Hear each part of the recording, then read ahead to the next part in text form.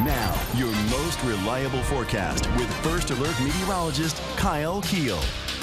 Kind of a gloomy and dreary morning across the QCA. Our live Skyview camera shows a little bit less in the way of raindrops on our cameras, but the roads are still wet. But the good news is they are wet, and that's the case across the entire TV6 viewing area right now. That winter weather advisory that was posted, kind of just precautionary because some of our guidance has indicated that there could be a couple of bands, or I guess a narrow band of some moderate snow that could lead to a little accumulation. But overall, travel impacts should be fairly low today, and that's because these temperatures are well above freezing. Right now, the coldest spots we can find are right around Muscatine, Burlington, Mount Pleasant, as well as Washington at 34 degrees. And sitting at 42, the mild spot there in Princeton, 40 degrees in Rock Falls and Clinton, 38 in Davenport, as well as Moline.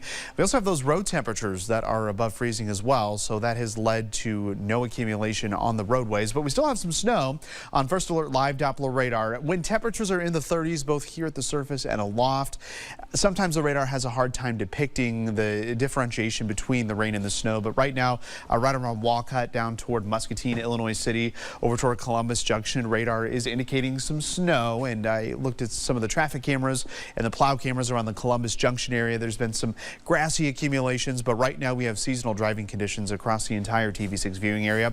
Woodhull, Oneida, Galesburg, down toward Monmouth, Roseville, seeing some rain, maybe a little rain-snow mix around Stronghurst and Burlington.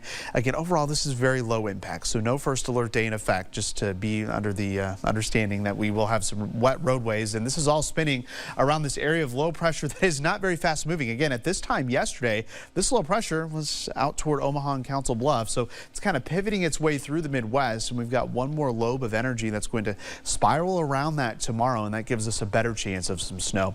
We'll get to that here in just a moment. But with these northeast winds, the clouds, and the precipitation today, temperatures will top off near 40 degrees, only dropping about 10 degrees tonight with average overnight lows near 30. We will dry things out before our next round of snow, and perhaps a little rain and snow mix does move in tomorrow. Temperatures only recover a few degrees into the mid 30s here. So trending a little colder tomorrow, which means better potential for some snow. So by this evening, all of that precipitation should rotate off to our south and west, and we'll be left with dry conditions here during the overnight hours with that mostly cloudy sky. As we head into tomorrow morning, your morning commute is going to be a-okay, but after 7 or 8 o'clock, we're going to start to see this band of snow kind of spiral around. And notice by noon, we could be talking about some widespread light snow.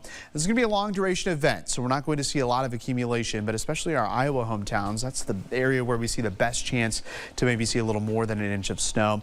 And this should all wind down here as we head toward Friday morning. So accumulation, again, going to be very minor. We're talking about maybe an inch or less here in the Quad Cities, 1 to 2 inches here farther off to our west in our Iowa hometowns. Temperatures will be near 40 degrees here as we head into Friday and Saturday before we go to the low 30s, very seasonable into the new year. Well, a story trending locally today in what should be the start of a